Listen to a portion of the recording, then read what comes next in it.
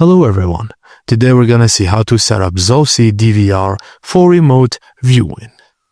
Now, firstly use an Ethernet cable to connect the DVR's LAN port to the router and press the power button to turn on the DVR and let it boot up. Using the mouse or remote, right-click on the screen to open the main menu of your DVR, then go to Network option in the settings. Ensure that DHCP is enabled or manually set the IP address. If using a static IP address, fill in the fields for IP address, subnet mask, gateway, and DNS based on your network settings. In the DVR menu, go to Network Settings, look for P2P settings, and make sure the feature is enabled. Just note that the QR code or UID shown in the P2P settings. Now, download Zosi Cloud on your phone.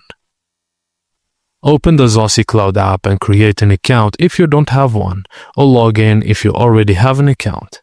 Tap the plus icon to add a new device and scan the QR code displayed on your DVR screen. The app will automatically link to the DVR. Once the device is added, you can now view the live footage remotely, play back recorded footage, and configure settings from the app. To ensure everything is set up properly, open the Zosi Cloud app on your mobile phone and select the DVR from your device list.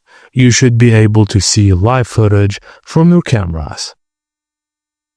And that's it, guys. Thank you for watching, and please don't forget to like and subscribe for more.